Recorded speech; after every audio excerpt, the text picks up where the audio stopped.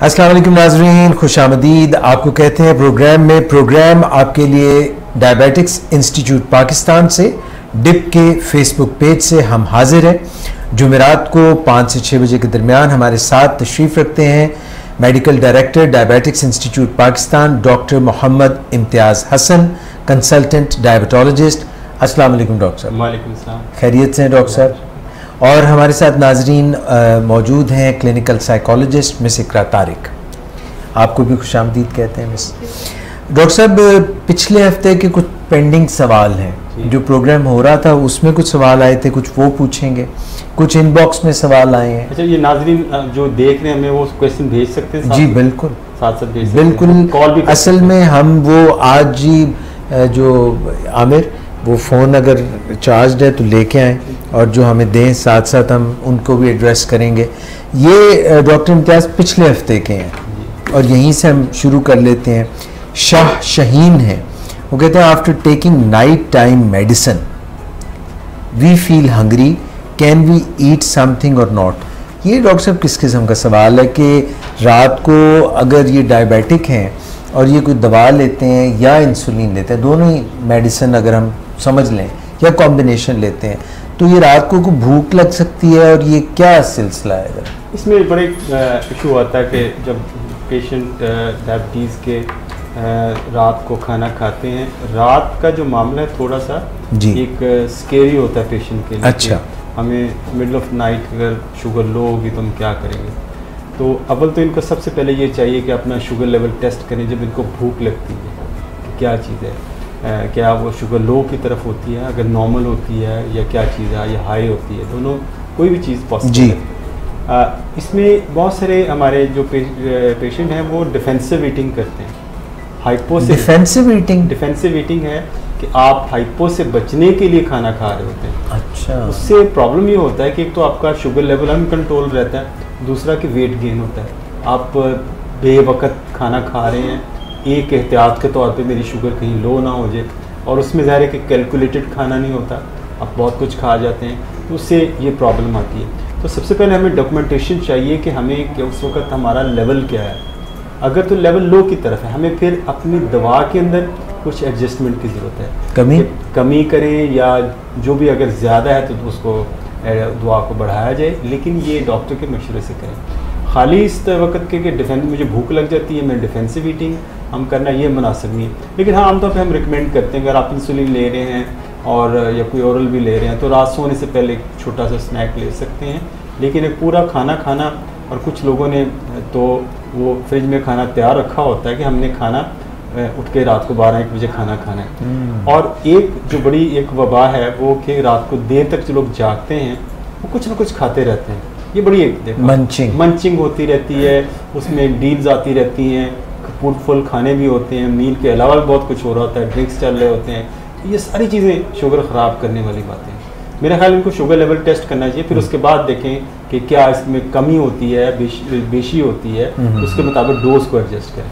Doctor साहब, hypo जैसे आपने फरमाया कि डिफेंसिव ईटिंग करते हैं लोग, तो ये भी हो सकता है कि कुछ लोग जो है वो कम खाएं और उसकी वजह से भी लो हो जाए। इसमें हमारे यहाँ एक रवाज है कि हम असेंडिंग ऑर्डर में खाना खाते हैं। वो क्या है? असेंडिंग ऑर्डर ये है कि नाश्ता हल्का किया, दोपहर को कुछ खाया, रात का खाना डट के खाया। अच्छा, असेंडिंग ऑर्डर बढ़ता जाता है, हालांकि ये डिसेंडिंग ऑर्डर में होना चाहिए। अच्छा, डिसेंडिंग ऑर्डर में आप अच्छा ब्रेकफास्ट करें, नॉर्मल सा लंच करें और लाइट सा डिनर करें। क्योंकि रात का जो खाना है वो खाना ज़रूर चाहिए, क्योंकि आप दवा ले रहे हैं और आपकी बॉडी ने सारा जो है काम करना है उसको ले, लेकिन लाइट मील लें। हम कहते हैं कि नाश्ते की तरह का खाना लें। अभी मैं देख रहा था कि कुछ लोग नाश्ते को नहीं करते, बड़े फ़ख्र से बताते जी मैं तो नाश्ता भी नहीं करता, और जी मेरा तो फिर भी ये है। तो नाश्ता ना करने वालों के लिए जो साइंसी रिसर्च बताती है कि उनका वेट बढ़ जाता है। और भला वो क्यों? उसमें ये होता है कि जब आप नाश्ता करते हो, जब नहीं करते, ये बिल्कुल इसी तरह कि आप गाड़ी को आपने रखा हुआ है, 2-3 दिन स्टार्ट नहीं किया तो गाड़ी की बैटरी डाउन हो जाएगी। तो जब आप सुबह नाश्ता करते इसे जस्ट लाइक किक स्टार्ट। अच्छा, इसे किक स्टार्ट है कि आपको किक स्टार्ट हुआ, आपने सेल्फ को ऑन किया, इग्निशन ऑन हुआ, बॉडी का मेटाबॉलिज्म तेज़ हुआ और उसने अपना यूटिलाइज करना शुरू किया। जब तक आप नाश्ता नहीं करते वो बिल्कुल लोअर साइड पे रहता है, हाइबरनेट हो जाता है और मेटाबॉलिज्म आपका ट्रिगर ही नहीं होता, वो सिस्टम ही नहीं ऑन होता।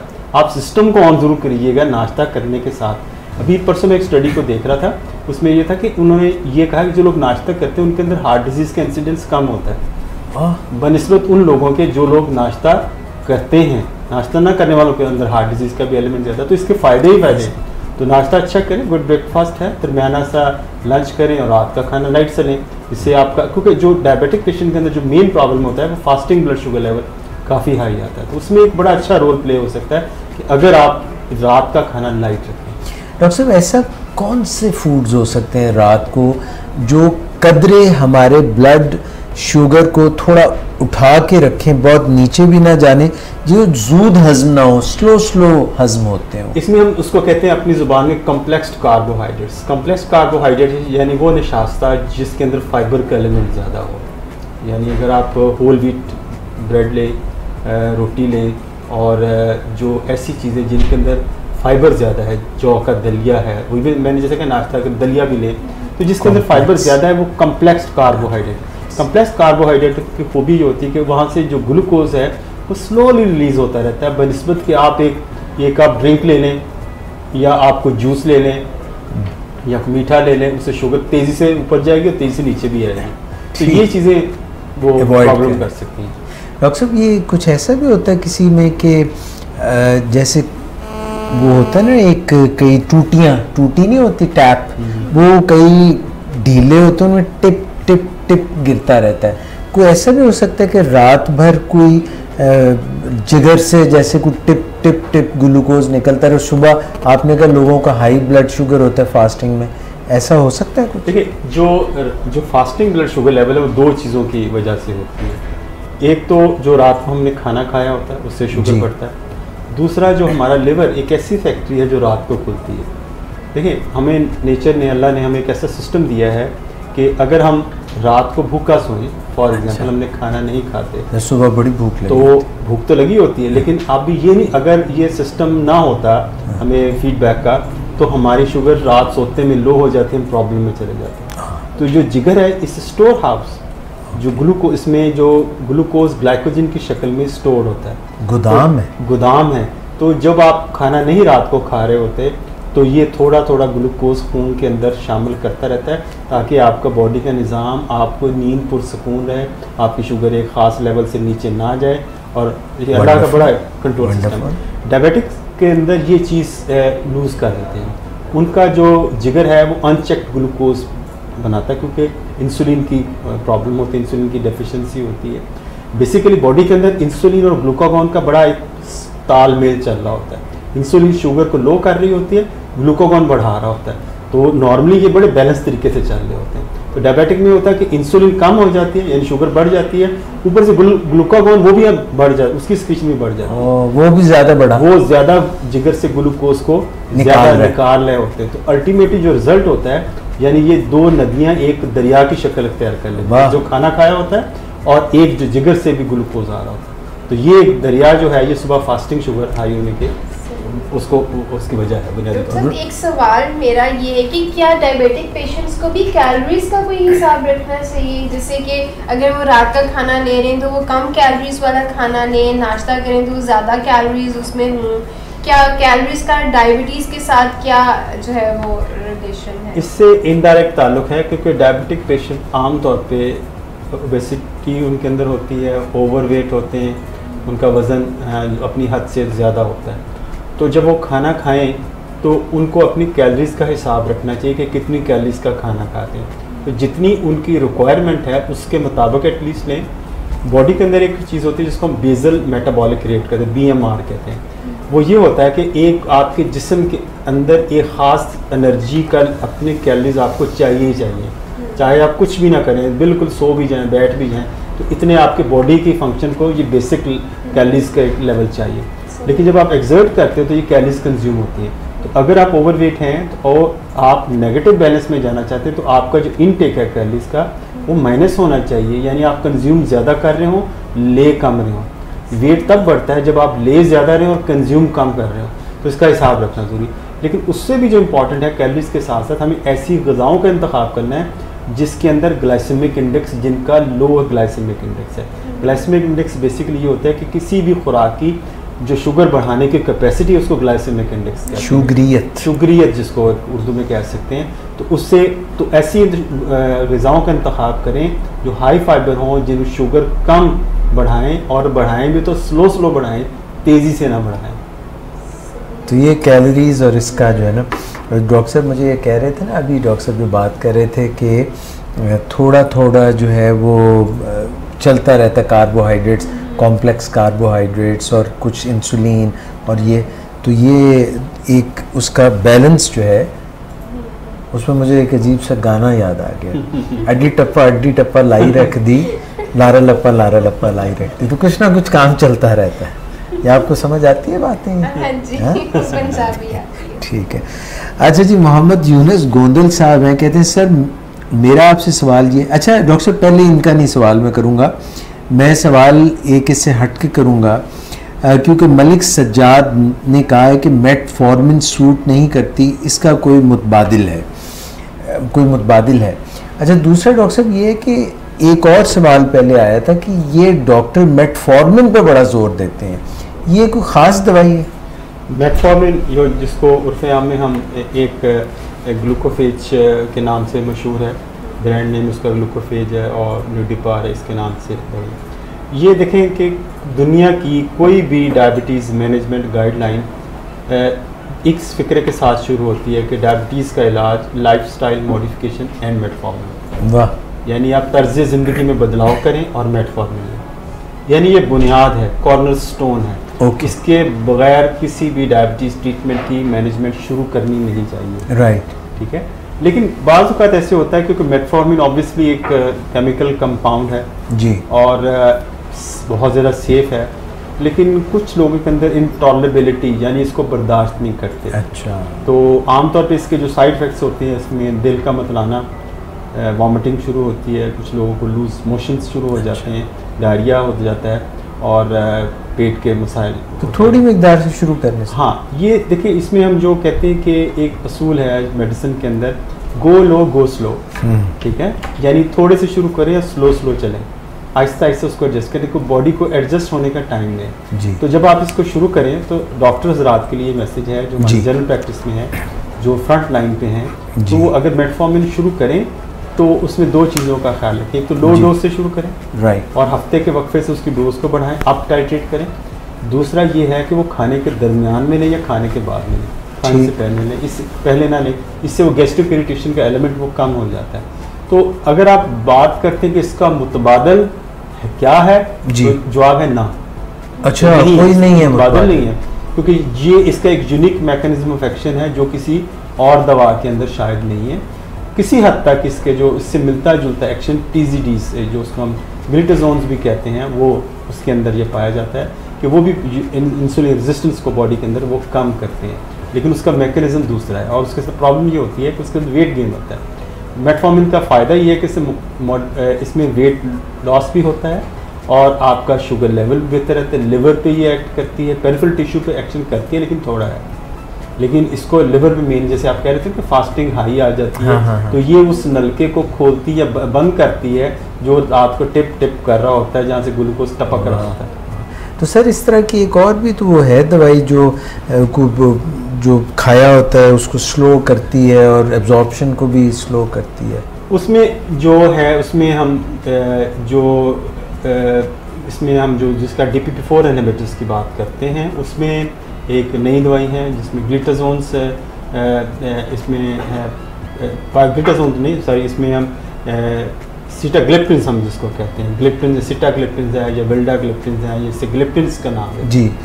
तो ये इनका एक्शन 3 जगह पे होता है। नंबर 1, एक तो आपके जो बीटा सेल हैं, जब आप खाना खाते हैं तो वहाँ से इंसुलिन की सिक्रीशन करवाते हैं और इन बीटा सेल को स्टिमुलेट करते हैं।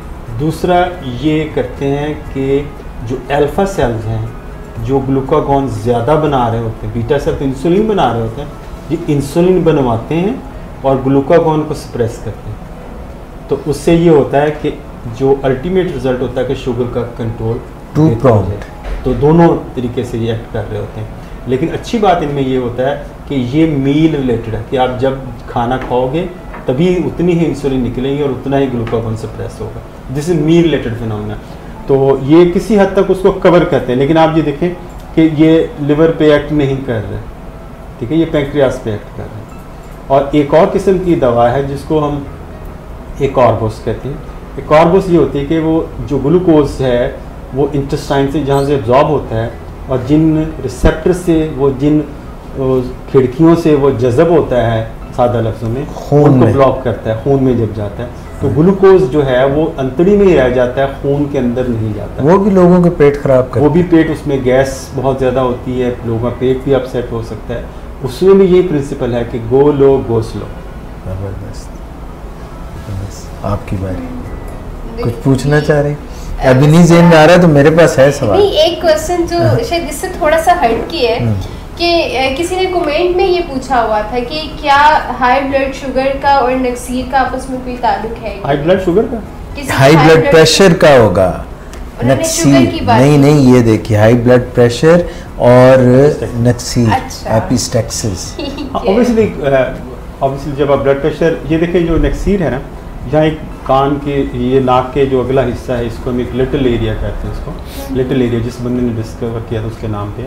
तो यहाँ पे एक वेन्स का जो होता है, एक प्लेक्सस होता है, झुमघटा सा होता है। तो ये एक सेफ्टी वेल्व की तरह होता है। देखिए ना, जब आप प्रेशर कुकर बढ़ता है, जहाँ प्रेशर बढ़ता है तो उसका सेफ्टी वेल्व खुल जाता है, ऊपर से गैस सूं निकलना शुरू हो जाता है। तो बिल्कुल इसी तरह जब आपका ब्लड प्रेशर एक खास हद से बढ़ता है और नेचर ने हमें एक सेफ्टी वेल्व दिया है कि वो जो आपको वहाँ से नक्सीर फूट पड़ती है तो वहाँ से जो ब्लड थोड़ा सा निकल के ब्लड प्रेशर नीचे की तरफ आता है। तो ये एक थोड़ा सा डिफेंसिव मैकेनिज्म है कि ब्लड लॉस से वो ब्लड प्रेशर कंट्रोल होने की कोशिश की जाती है नीचे की। बड़ा खतरनाक लगता है खतरनाक सारा खून। लेकिन इसमें और भी वजूहात, एक ब्लड प्रेशर एक वजह है, दूसरा नाक की इन्फेक्शन है, कुछ लोगों को जेनेटिक, कुछ लोगों जिनको ब्लीडिंग डिसऑर्डर्स हैं, या कुछ लोग जो खून पतला रखने वाली दवा ले रहे हैं उनके अंदर भी ये प्रॉब्लम आ सकती है। तो मुख्तलिफ वजूहात हैं, लेकिन ब्लड प्रेशर का हाई रहना और ये एक वजह इसकी हो सकती है।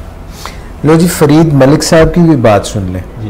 कहते हैं कि 2 दिन फास्टिंग में मेरा शुगर लेवल 200 था, फास्टिंग भी थी और शुगर लेवल भी 200 था। ये नहीं बताया कि रैंडम या अच्छा सॉरी बता रहे हैं फास्टिंग, सॉरी माजरत, 2 दिन फास्टिंग में 200 था शुगर लेवल और अभी वॉक से पहले 90 हो गया। मेडिसिन डेली ले रहा हूँ और क्या ऐसी सूरत में मैं मीठा खा सकता हूँ? डॉक्टर साहब, वो एक था ना डिफेंसिव ईटिंग आप कर रहे थे, एक जो है वो बना के चक्कर चला के शुगर लो करते हैं फिर खाते हैं, तो ये क्या कहना चाहते हैं? मुझे ऐसे लग रहा है ये कह रहे हैं कि मैं वॉक के बाद मेरी शुगर 90 हो गई है। हाँ जी। और वैसे मेरी फास्टिंग 200 रहती है। ये क्या, फास्टिंग में 200 और वॉक के बाद 90? अच्छा, एक इसमें ये देखें कि एक बड़ी अच्छी चीज़ हमें इसमें ज़ाहिर हो रही है जी कि आप इनका जो बॉडी है वो वॉक को रिस्पॉन्ड करता है। ग्रेट, ठीक है, यानी वॉक करते हैं इनका शुगर लेवल लो होता है क्योंकि इनके मसल जो एक्सेस ग्लूकोज है उसको कंज्यूम करते हैं। अच्छा, तो ये अच्छी बात है।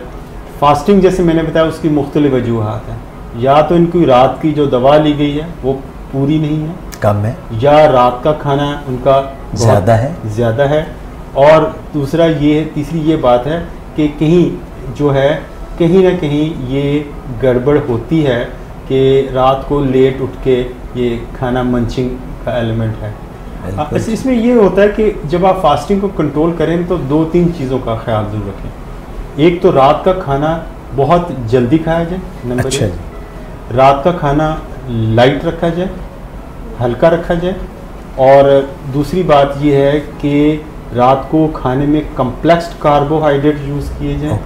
तीसरी बात है कि रात का खाना खाने के बाद कुछ हल्की सी वॉक की जाए, चहलकदमी की जाए, इससे भी शुगर कंट्रोल होती है।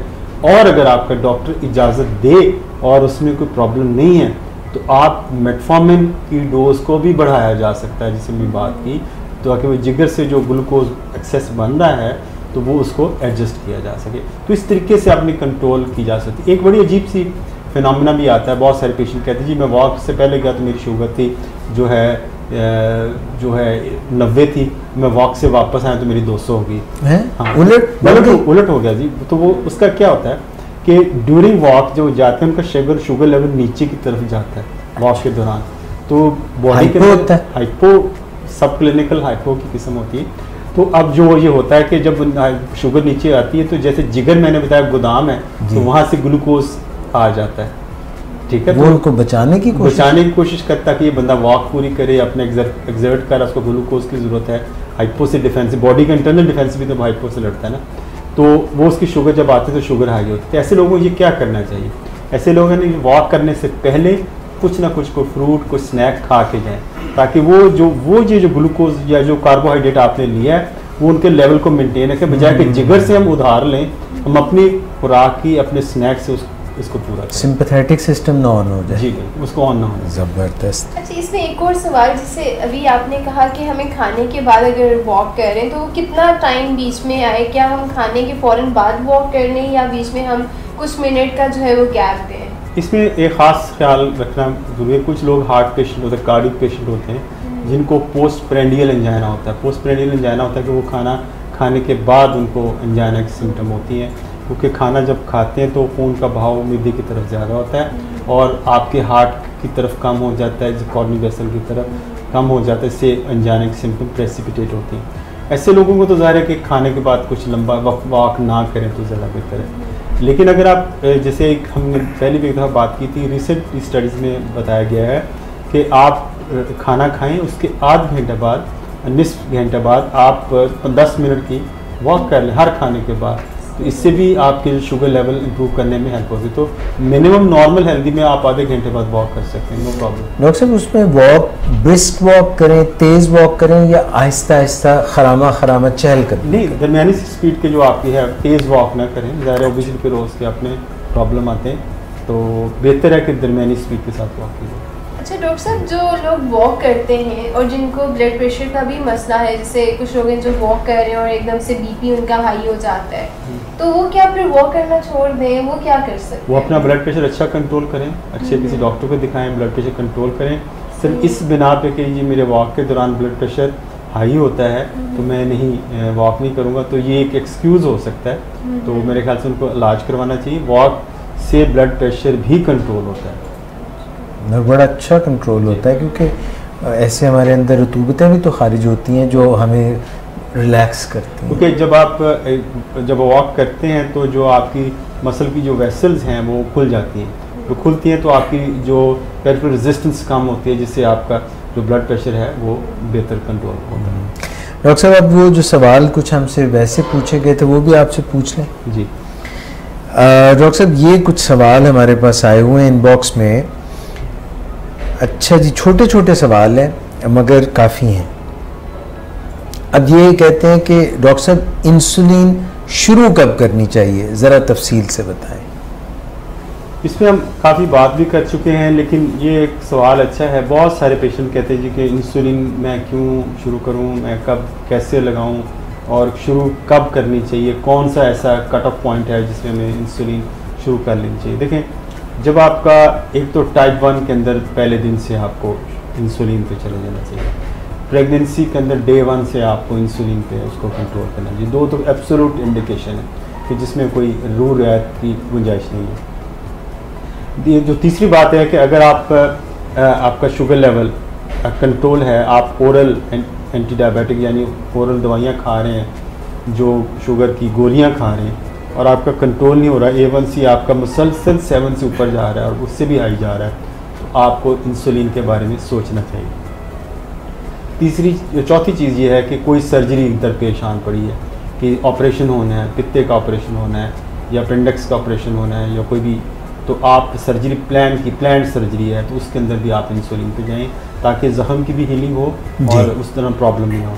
दूसरा, खुदा ना खास्ता कोई इमरजेंसी हो गई है, मतलब खुदा ना खास्ता हार्ट अटैक आ गया और या कोई खुदा ना खास्ता एक्सीडेंट हो गया, आपको सर्जरी पे करना पड़ा, तो फ़ौरन तौर पे इंसुलिन पे चले जाएँ। ये ऐसी इन्फेक्शन होगी जैसे पिछले प्रोग्राम में बात की कि जैसे ट्यूबरक्लोसिस की इन्फेक्शन है जी, वैसे पेशेंट को चाहिए कि अच्छा कंट्रोल हो तो हम उनको इंसुलिन पे दें। और वो अफराद जो कंटिन्यूसली कंट्रोल भी अच्छा है, उनका जो लेकिन उनका वेट मुसलसल गिरता चला जाता है, उनकी क्वालिटी ऑफ लाइफ ख़राब होती जा रही है और बिल्कुल कैकेक्सिक हो जाते हैं, यानी उनका बिल्कुल हड्डियों का ढांचा बनते जा रहे हैं। तो ऐसे लोगों को भी हम इंसुलिन पे स्विच करते हैं। तो ये कुछ इंडिकेशंस हैं जिस पे हमें एब्सोल्युटली जाना चाहिए। और वो लोग जो गोलियां खा रहे हैं लेकिन उनके गुर्दे किसी वजह से मुतासर हो गए, ये जिगर का प्रॉब्लम आ गया और उनका जो लेवल जिगर काफ़ी ख़राब है, तो ऐसी सूरत में हम गोलियों को अवॉइड करते हैं और इंसुलिन पे पेशेंट को डालते हैं। डॉक्टर साहब ने 7-8 कंडीशंस बता दी हैं, सो इम्पोर्टेंट। ये thank you very much for this information जो आपने बिल्कुल बता दी ब्रैकेट में कि टक टक टक these people should take insulin. अच्छा, इसी से ही जुड़ा हुआ एक सवाल कि इंसुलिन के यूनिट्स का हिसाब कैसे लगाया जाए। जैसे कुछ लोग होते हैं जो कि सुबह मॉर्निंग में 25 यूनिट्स लगा रहे हैं तो इवनिंग में 30, डिफरेंट होता है। क्या ये HbA1c के हिसाब से देखा जाता है कि उन्हें कितने यूनिट्स लगाने चाहिए? और एक हमें कमेंट भी एक आया हुआ था कि जब मीठा खाना हो तो क्या मैं अपने यूनिट्स बढ़ा सकती हूँ इंसुलिन के कि नहीं? दो आपके वो हिस्से हैं आपके सवाल के कि क्या यूनिट्स हम कैसे पता चलता है कि हमें कितने यूनिट्स लगाने। तो इसमें हम बेसिकली हम इसका भी दो जवाब है। एक तो हम के इसको कहते हैं कि स्टार्टिंग डोज, आपने कैसे स्टार्ट कैसे करना है। तो उसका एक सिंपल फार्मूला 0.1 to 0.5 यूनिट पर केजी, डिपेंडिंग कि आपका क्या रिस्पॉन्स है। यानी अगर किसी का 70 kg वेट है तो आप 0.1 के हिसाब से उसको कैलकुलेट कर लें कितने यूनिट्स बनते हैं, तो इस हिसाब से हम चलते हैं। तो नॉर्मली हम ये करते हैं कि जो 2/3 यूनिट्स हैं उस मॉर्निंग पे देते हैं, 1/3 इवनिंग पे देते हैं अगर हम दोस्त किसी चाह रहे हैं। लेकिन कुछ ऐसी इंसुलिन या बेजल इंसुलिन है हम उससे लोअर डोज से शुरू करते हैं, जैसे 10 यूनिट से शुरू किया और उसको आहिस्ता आहिस्ता बढ़ाते चले जाते हैं जब तक हम अपना लेवल अचीव नहीं कर लेते। तो बाज़ औक़ात हमें हिट एंड ट्रायल से जाना पड़ता है, स्लोली अप टाइट्रेट करके एक डोज का पता चलता है कि ये है और बॉडी वेट के हिसाब से दिया जाए। दूसरा आपका सवाल था कि क्वेश्चन मेरा दूसरा ये था कि जैसे कुछ लोग होते हैं जो ये कहते हैं कि अच्छा हमने मीठा खाना है तो मीठा खा के इंसुलिन हम इसमें ये उन लोगों की इजाज़त है जिन्होंने एक ख़ास टेक्निक जो कार्ब काउंटिंग जिन्होंने सीखी हो, जिनको कार्ब काउंटिंग ये टेक्निक होती है, कभी हम उस पर डिटेल से बात करेंगे कि आपके सामने जो खाना पड़ा हुआ है आपको पता हो कि इसके अंदर इतना कार्बोहाइड्रेट है और इसके इतने यूनिट हमें इंसुलिन के चाहिए होंगे। ये ख़ास टेक्निक से सीखा जा सकता है। तो अगर लोग बाज़ औक़ात इंसुलिन को लोग मीठा खाने का टूल इस्तेमाल करते हैं तो और उसको वो खाना चाहते हैं, गुलाब जामुने खाना चाहते हैं, वो कहते हैं जी मैं शॉर्ट एक्टिंग इंसुलिन लगा लूँ और उससे मैं गुलाब जामुने भी खा लूँ, मिठाई भी खा लूँ। इस तरह वो एक ख़ास किस्म के साइकिल में फंस जाते हैं। तो जो आपको वो प्रिकॉशंस लेनी चाहिए थी वो नहीं ले रहे होते। वेट का एलिमेंट इसमें डेफिनेटली होता है, लेकिन टाइप 1 में ख़ास तौर पे जो फ्लेक्सिबिलिटी जहाँ आपको चाहिए होती है कि जो यंग जनरेशन है आमतौर पे जो टाइप 1 है वो कभी किसी जगह खाना चाहते हैं, किसी जगह कुछ ज़्यादा लेना चाहते हैं, किसी जगह फास्ट फूड खाना चाहते हैं, किसी जगह दूसरी कोई चीज़ लेना चाहते हैं, उनके लिए कार्ब काउंटिंग का इल्म होना बहुत ज़रूरी है ताकि वो अपने लेवल को देख सकें। अब कई लोग इतने एक्सपर्ट हो जाते हैं उनको खाना देख के फ़ौरन पता चल जाता है इसमें मुझे इतने यूनिट्स इंसुलिन के चाहिए होते हैं और उसको आप खाना खाने से पहले आप शुगर टेस्ट करते हैं, खाने का एस्टिमेट करते हैं और अपनी शुगर को नॉर्मल की तरफ लेते हैं। ये सारी टेक्निक्स हैं जो सीखनी पड़ती हैं।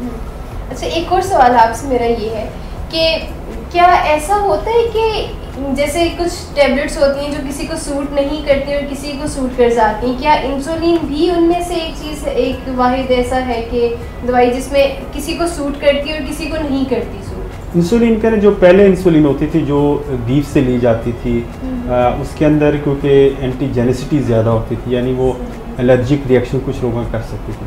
जो आजकल जो मॉडर्न इंसुलिन है वो रिकम्बिनेंट टेक्निक से बनाई जाती है और उसको बहुत अच्छे तरीके से बनाया, जैसे एंटीजेनिसिटी उसके अंदर कम है, लेकिन फिर भी क्योंकि केमिकल्स हैं उसके अंदर दूसरे कंपाउंड्स भी होते हैं तो उसके अंदर इससे एलर्जिक रिएक्शन हो सकता है। तो लेकिन ये कुछ लोग, अभी मुझे एक मैसेज आया हुआ था पेशेंट का, ये मुझे इंसुलिन सूट नहीं कर रही, वो सूट इसके लिए वो उसको इस लफ्ज़ में ले रहे थे जब उनका शुगर लेवल देखा कि इंसुलिन की डोज एडजस्टेड नहीं थी, उनकी डोज को एडजस्ट करने की इंसुलिन सूट कर रही थी, सूट करने तो खुदा न खास्ता एलर्जिक रिएक्शन नहीं हो रहा, यानी बॉडी में निशान नहीं बन रहे, खारिश नहीं शुरू होगी, इस किस्म के प्रॉब्लम अगर हो जाते हैं कई दफ़ा इंसुलिन से तो हम डिफरेंट इंसुलिन ट्राई करते हैं और उसको फिर देखते हैं कि इससे क्या रिस्पॉन्स है। अच्छा जी डॉक्टर साहब, दोनों तरफ सवाल हैं, इधर इनबॉक्स में भी सवाल हैं और प्रोग्राम के दौरान भी बड़े सवाल आ रहे हैं। और जो दौरान आ रहे हैं उनमें अस्मा अय्याज कहती हैं, सलाम, मैंने आपसे पूछा था मेरी टांगों में शुगर की वजह से बहुत पेन रहता है, खड़ा होना मुश्किल हो जाता है। अच्छा, इसमें देखना पड़ेगा कि इनकी एज क्या है। बाज़ औक़ात हम न्यूरोपैथी को मिक्स कर देते हैं इसके साथ ऑस्टियोआर्थराइटिस के साथ। जी, बाज़ औक़ात आर्थराइटिस का पेन होता है वो इसके साथ मिक्स हो जाता है जी, ये न्यूरोपैथी की।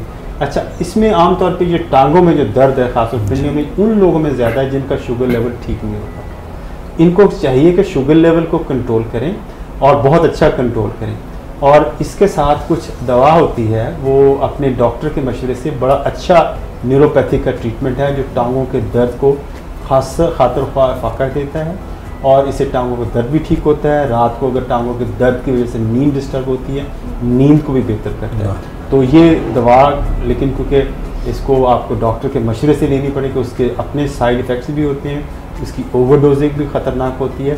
तो हम ये कहते हैं सेल्फ मेडिकेशन को हम खिलाफ बात करते हैं कि सेल्फ मेडिकेशंस नहीं करनी चाहिए, हमेशा प्रोफेशनल्स के उनसे पूछ के दवा शुरू करनी चाहिए। तो दवा का नाम हम ज़ाहिर है कि इस फोरम पे बता नहीं सकते, आप ने जो भी आपके डॉक्टर हैं उनसे मशवरा करें, लेकिन इसका इलाज मौजूद है, खुदा न खास्ता ऐसे ला इलाज नहीं है। यानी एक तो अपनी ब्लड शुगर ठीक कर लें, और अगर फिर लता खुशनी होती है, रेस्टलेस लेग सिंड्रोम है, तो उसका भी कोई हल हो सकता है। अच्छा डॉक्टर साहब, ये अभी जो मिस कह रही थी ना कि वो ब्लड शुगर का कह रहे थे कि नक्सीर के साथ ताल्लुक़ है, तो वो मोहम्मद यूनुस गोंदल साहब भी बाज नहीं आए, उन्होंने कहा नहीं मैंने फिर से पूछना है, पिछली दफ़ा भी पूछा था, हम फिर पूछ रहे हैं शुगर का। यही तो फ़ायदा है कि तो वो इंसिस्ट कर रहे हैं मिस वाली बात पे कि असल में मेरा ग्लूकोमीटर ख़राब है और ब्लड शुगर मैनेज नहीं हो सकती। अचानक नक्सीर शुरू हो गई, ब्लड शुगर उस वक्त 440 पे पहुंच चुकी थी, ब्लड प्रेशर नॉर्मल था, ये नहीं ग्लूकोमीटर तो ख़राब है, पर इन्होंने फिर भी बता दिया कि 440 थी, और ब्लड प्रेशर कोई नहीं बताया कि वो कितना था। अच्छा, बहुत सारे लोगों के अंदर ना एक मिसकॉन्सेप्शन है कि जी ब्लड प्रेशर नॉर्मल ही होता है, जी एज प्लस 100 तो आपका ये ब्लड प्रेशर था। ये बिल्कुल गलत है, गलत आम जिसको कह सकते हैं कि एज प्लस 100 होती है, एक बंदे की 60 साल उम्र है, 160 उसका ब्लड प्रेशर ठीक है, ये बिल्कुल गलत बात है। डायबिटिक पेशेंट का जो अपर लिमिट 140 है, नीचे वाली 80 है, डायस्टोलिक, इससे ऊपर नहीं होना चाहिए 140/80 से। और जिन लोगों के गुर्दे मुतासर हैं उनका 130/80 से नीचे रहना चाहिए कंटिन्यूसली हर वक्त ब्लड प्रेशर। तो अब ये है इनका जी मेरा ब्लड प्रेशर नॉर्मल था, अब नॉर्मल का हो सकता है कि नक्सीर फूटने की वजह से नॉर्मल हो गया हो, ठीक हो सकता है। और नक्सीर का होना बजाते हुए इतना स्केरी सीन होता है, यानी खौफनाक सीन होता है कि जिससे ब्लड शुगर आपकी स्ट्रेस टेंशन की वजह से वो भी बढ़ सकती है। तो ये एक कोइंसिडेंस भी हो सकता है कि उनका ब्लड प्रेशर शुगर कंट्रोल ना, लेकिन डायरेक्ट कोई रिलेशनशिप आपकी इसके साथ नहीं है। हो सकता है कोई इनकी कोई इन्फेक्शन, नाक की इन्फेक्शन, डायबिटीज़ कंट्रोल ना होने की वजह से खराब हो, जिससे वो ये प्रॉब्लम आ रहा हो। ज़बरदस्त, डॉक्टर साहब ने बहुत तफसील से आपका जवाब दे दिया, मोहम्मद यूनुस गोंदल, और ब्लड प्रेशर वो भी बता रहे हैं, रियल टाइम में सुन भी रहे हैं, कह रहे हैं जी 130/85 था ब्लड प्रेशर मेरा। हाँ, हो सकता है वो, अगर ये अब नक्सीर फूटने से पहले कितना था ये देखना पड़ेगा। तो जी डॉक्टर साहब ने काफ़ी ज़्यादा आपको बता दिया, बाकी जो है ना मुलाकात करके मज़ीद पूछ लीजिएगा। और उम्मे मूसा जो है वो कहती हैं कि 2 of my kids are diabetic, एक की उम्र 5 साल और दूसरे की 3 साल। अब पूछ रही हैं कि डायबिटिक किड्स हैं, एनी प्रिकॉशन। अब डॉक्टर साहब ये सवाल प्रिकॉशन वाला जो है, ये कोई बर्थ के लिए प्रिकॉशन का कह रही हैं या बच्चों को जिनको शुगर हो गई है 5 और 3 साल? 2 of my kids are diabetic at age of 5 and 3। ये डॉक्टर साहब ज़रा कुछ रोशनी डालें। देखिए, डायबिटीज़ ऑब्वियसली टाइप 1 है, इनके अंदर आमतौर पे इसकी जेनेटिक्स बेसिस हो सकती है कोई, उसमें ये वो है। लेकिन अब ये इन्होंने क्या इसका करना क्या है, बच्चों को ऑब्वियसली इंसुलिन पे आना पड़ेगा, सारी ज़िंदगी इंसुलिन लेनी पड़ेगी, और थोड़ा सा अगर बड़े हो जाते हैं मैनेज करने तो इंसुलिन पंप भी यूज़ कर सकते हैं, if they can afford it, तो वो यूज़ किया जा सकता है। बच्चों का कंट्रोल ब्लड शुगर होना बहुत ज़रूरी है। आम तौर पे मैंने ये चीज़ देखी है जहाँ पे अक्सर औक़ात कज़न मैरिजेस बहुत कॉमन हैं उसमें, तो उसके अंदर भी जीन्स ज़्यादा स्ट्रॉन्ग हो जाती हैं जिससे ये प्रॉब्लम जन्म लेती है। बहरहाल इनके दोनों बच्चों का अल्लाह ताला इनको हिम्मत दे, तौफीक दे।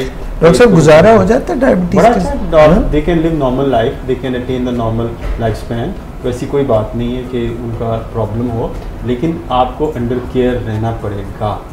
ठीक है। अच्छा जी, आयशा खान जो है वो कहती हैं कि न्यूरोपैथी है उनको, ये अब इनको पता है शायद कि न्यूरोपैथी क्या होती है।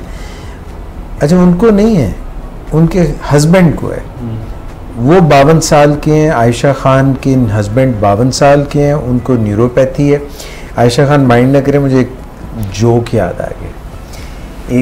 अब मुझे आपने अपनी उम्र तो बताई नहीं कि कितनी है, तो मुझे ऐसे डॉक्टर छोटा से, तो एक खातून थी यंग, उन्होंने किसी बड़े उम्र के साथ, 52 इज़ नॉट बड़ी उम्र, मगर वो खातून ने बड़ी उम्र के एक साहब से शादी कर ली। तो उनसे पूछा भी क्यों आपने बड़ी उम्र के आदमी से क्यों शादी कर ली, आपकी एज तो कम है।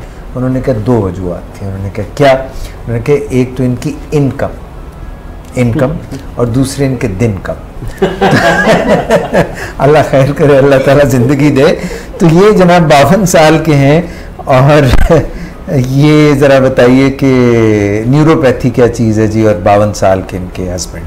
देखिए, न्यूरोपैथी ये होती है कि इसमें जो कॉमन न्यूरोपैथी है डायबिटिक पेरिफेरल न्यूरोपैथी कहती है। पेरिफेरल से मुराद है कि दूर तक जो नर्व्स के लंबे लंबे फाइबर जो हमारी टांग पाँव को सप्लाई करते हैं, आम तौर पे जब डायबिटीज़ कंट्रोल नहीं होती तो वो नर्व फाइबर्स इफेक्ट होते हैं।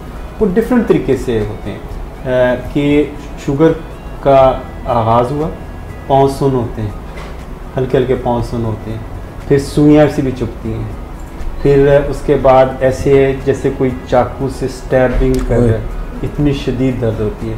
कुछ लोगों को जलन शुरू होती है। एक और कंडीशन जिसको एलिडाइनिया हम कहते हैं कि उनको वो कहते हैं जी पाँव पे हम कोई चादर भी ओढ़ते हैं तो कोई चीज़ लगती भी है तो हमें दर्द शुरू हो जाती है। यानी वो नॉन पेनफुल स्टिमुलस से पेनफुल स्टिमुला है, पेनफुल फीलिंग आना, तो ये एबनॉर्मल हाइपरएल्जीजिया भी इसको हम कहते हैं कि ज़्यादा पेन होना। फिर जो ये सारी चीज़ों पेशेंट भुगतता रहता है तो स्टिल उसका लेवल कंट्रोल नहीं होता, और न्यूरोपैथी एक एडवांस्ड फॉर्म में चली है जहाँ पाँव सुन हो जाते हैं। अगर पाँव पे कोई ज़ख़म लग जाए, कोई गर्म चीज़ लग जाए, हीटर से जल जाए, कोई चीज़ कोई गिर जाए, पत्थर लग जाए, कोई चीज़ हो, उनका कीड़ा काट जाए, उनको पता नहीं चलता कि क्या है, जूता लेके बेड पे भी चले जाते हैं, तो इनके पाँव बिल्कुल बेहिस हो जाते हैं। ये डिफरेंट एक स्पेक्ट्रम है डिजीज़ का। वजह क्या है सर? वजह इसका सबसे जो बुनियादी वजह है कि इसमें 2 पहलू हैं कि एक है कि सबसे बुनियादी वजह शुगर का ख़राब होना, यानी डायबिटीज़ का कंट्रोल ना रहना सबसे बड़ी लंबे अरसे तक। दूसरी जो वजह है कि अच्छी इसमें एलिमेंट है कि अगर आप इसको कंट्रोल करते हैं तो इसका फ़ायदा भी होता है, रिवर्सिबल हो जाती है इनिशियल स्टेजेस पे, लेकिन आप इसको रोक सकते हैं। अगर अभी बहुत इनिशियल स्टेज पे अच्छा कंट्रोल करते हैं तो सिम्टम्स आपकी ख़त्म हो जाती हैं। लेकिन अगर आपका सेंसिटिविटी डेवलप हो गई है तो फिर इलाज कुछ और है। डायबिटीज़ को कंट्रोल करनी है, फिर फुट केयर पे आपको तवज्जो देने की ज़रूरत है। खुदा ना खास्ता कोई ज़ख़म हो गया वो ना हो जाए और कोई प्रॉब्लम ना हो जाए, ताकि हम पे वो ज़ख़म ना हो और वो ज़ख़म आगे बिगड़े ना और डायबिटिक फुट ना हो। ज़बरदस्त। मिस कुछ पूछना है या मैं पूछूं? एक क्वेश्चन था, किसी ने पूछा हुआ है कि इंसुलिन लगाने से पहले मेरा HbA1c 7 से कम आता था, लेकिन जब से मैंने इंसुलिन लगाना शुरू किए तो मेरा HbA1c 7 से ज़्यादा आता है, इसकी क्या वजह है?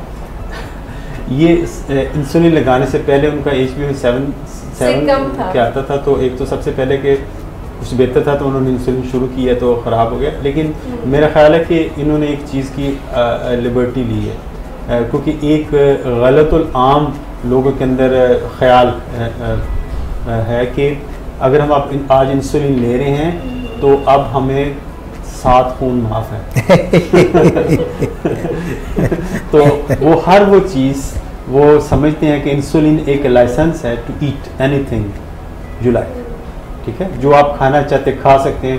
कोई लोग कहते हैं अब तो तू इंसुलिन लेता है सब कुछ खा, सब कुछ खा, अब वो सब कुछ में सब कुछ ही खाया जाता है, तो ये लेवल उसको जो है ख़राब इस वजह से है। और इसके फैक्टर्स देखने पड़े। बाज़ औक़ात आप इंसुलिन ले रहे होते हो, आप प्रॉपर वॉक नहीं कर रहे होते, आप प्रॉपर डाइट नहीं ले रहे होते, दूसरा है कि कोई ना कोई इन्फेक्शन अंडरलाइंग हो रही होती है, कोई स्ट्रेस अंडरलाइंग होता है, तो मुख्तलिफ फैक्टर्स होते हैं। इंसुलिन से डायरेक्ट लोग इंसुलिन को जो पहले मवर्द इल्ज़ाम ठहराते हैं। कई दफ़ा ऐसे होता है कि पेशेंट हमारे आते हैं, जी मैं तो जो है कि मैं जो इंसुलिन लेता मैं ठीक था, तो इंसुलिन लगाई तो मेरे गुर्दे फेल हो गए। तो वो ये इसी तरह कि अगर कोई बंदा जाँ बल्ब हो और आप उसके पास जाएं, वो खुदा ना खास्ता वफात पा जाए, आप उसके पास बैठे होंगे, डॉक्टर एजाज बैठे तो वो बंदा वफात पा गए, तो ये मवर्द इल्ज़ाम देने वाली बात है, हालांकि उनका उसमें कसूर नहीं है। तो इसी तरह जब डायबिटीज़ का जो ट्रीटमेंट किया जाता है वो उस वक्त इंटेंसिफाई किया जाता है जब वो पेशेंट काफ़ी एडवांस स्टेज पे जा चुका होता है, उसको वो बेनिफिट एंजॉय नहीं कर सकता, टू लेट हो जाता है। क्योंकि जब डायबिटीज़ के अंदर बेसिक प्रिंसिपल है, यूकेपीडीएस ट्रायल हुआ कि early intervention, early tight control, prevent complications, यानी आप पहले दिन से टाइट कंट्रोल पे चले जाएं, और इवन आप जब जिंदगी के उस अरसे में कभी कंट्रोल लूज भी कर दें तो आपकी वो मेटाबॉलिक मेमोरी अंदर रहती है जो आपके कंट्रोल को मेंटेन रखती है। तो ये इतने बेनिफिट्स हैं, लेकिन इसकी शर्त ये है हम शुरू से ही ट्रीटमेंट को लूज रखते हैं, इंटेंसिफाई नहीं करते, ढीला ढाला ट्रीटमेंट, गुजारा हो रहा है, बस गुजारा ही हो रहा है, फिर गुजारा ही होता है। तो ये जान लीजिए आप लोग कि ना तो डायबिटीज़ का कंट्रोल ढीला होना चाहिए और ना ही करैक्टर ढीला होना चाहिए, तो ये दोनों प्रॉब्लम में बहुत गड़बड़ हो सकती है। और अच्छा डॉक्टर साहब, ये 2 सवाल ऊपर तले आ गए हैं और सवाल बड़े आ रहे हैं माशाल्लाह, क्योंकि हम रियल टाइम जवाब दे रहे हैं ना आप, तो वो जब सवालों का फिर एक वो ट्रैफिक आ गई। एक तो इन्होंने सवाल ये किया कि हम इंसुलिन आईवी क्यों नहीं दे सकते, 1, और दूसरा बिल्कुल ही डिफरेंट है, कहते हैं कि आप कुछ विक्टोज़ा इंजेक्शन पे भी बताएं। अच्छा, इनके 2 सवाल हैं मुख्तलिफ डायरेक्शन के अंदर। आईवी इंसुलिन इसलिए जब देखें पहले समझ लें कि हम सबकुटेनियस को देते हैं, जब हम जिल्द के नीचे सबकुटेनियस टिश्यू के अंदर इंजेक्शन लगाते हैं तो इंसुलिन वहाँ पे डिपॉजिट हो जाती है और वो स्लो रिलीज होती रहती है, जिसका असर जो शॉर्ट एक्टिंग का 2 से 3 घंटे रहता है, लॉन्ग एक्टिंग का 18 घंटे भी रह सकता है, और लेंटस या जो ग्लार्जिन है उसका 24 घंटे भी रहता है। तो ये उसकी करैक्टरिस्टिक्स हैं कि उसको लगाए। जब आईवी देते हैं, आईवी कोई इंसुलिन आईवी नहीं दी जाती सिवाय रेगुलर इंसुलिन के, जो रेगुलर इंसुलिन को आईवी, लेकिन उसका हाफ लाइफ बहुत मिनट्स के अंदर होता है, वो फौरन डिस्ट्रॉय हो जाता है, उसका यूटिलाइजेशन फौरी तौर पे हो जाती है, यानी वो आपके काम की नहीं रहती, फौरी तौर पे आपको फिर कंटिन्यूस सप्लाई देनी पड़ती है। एक दफ़ा इंजेक्शन लगा के नहीं कि आपने इंजेक्शन आईवी एक दफ़ा दे दिया और वो आपका वो शुगर लेवल कंट्रोल हो गया, अब आपको दोबारा ज़रूरत नहीं, फिर आपको कंटिन्यूस इन्फ्यूजन देनी पड़ेगी। जैसे हम डायबिटिक कीटोएसिडोसिस के अंदर देते हैं, इंसुलिन इन्फ्यूजन रेगुलर देते हैं, एनपीएच को आईवी नहीं दिया जा सकता, ग्लार्जिन को आईवी नहीं दिया जा सकता। तो ये अपना जो डॉक्टर के हाथ में है कि वो रेगुलर इंसुलिन को कैसे वो मैनेज करता, आईवी अगर देना हो। दूसरा है विक्टोज़ा। विक्टोज़ा एक बेसिकली लिराग्लुटाइड बेसिकली है, जिसको हम GLP-1 एगोनिस्ट कहते हैं।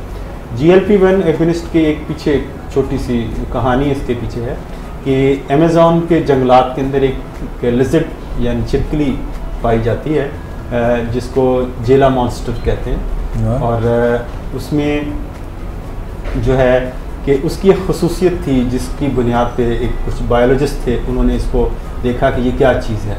उसमें खसूसियत ये है कि जो वो ये छिपकली है साल में 3 से 4 दफ़ा खाना खाती है, बस उसके बाद फिर ये वो हाइबरनेट कर जाती है, सो जाती है, जैसे भी है उसका 3 से 4 दफ़ा, और उसका लेकिन वो फौत नहीं होती, भूख नहीं उसको लगती, वो खाती। तो जब उसका जो सलाइवा चेक किया गया उसके अंदर ये हार्मोन्स देखे गए कि ऐसे हार्मोन्स हैं जो उसकी शुगर लेवल को भी मेंटेन रखते हैं थ्रू आउट दिस हाइबरनेशन के पीरियड के दौरान।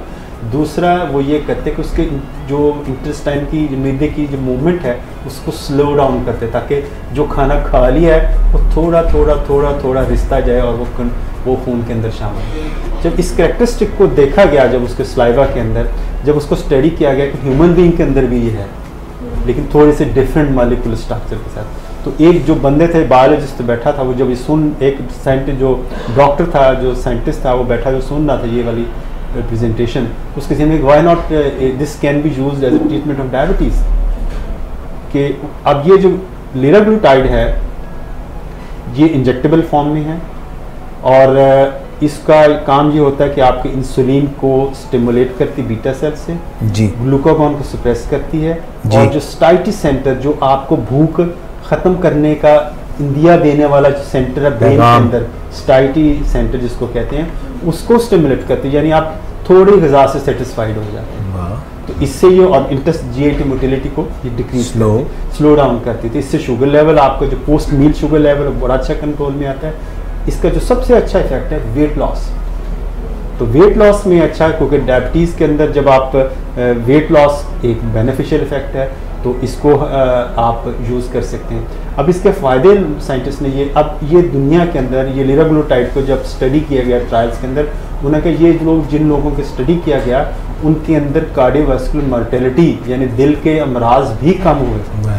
यानी ये एक और एडिशनल बेनिफिट है जो रिसेंटली FDA ने अपने इसके प्रोडक्ट को अपने उसके लिटरेचर के अंदर भी शामिल करने की इजाज़त दे दी है। तो इसके बेनिफिट्स बेशुमार हैं।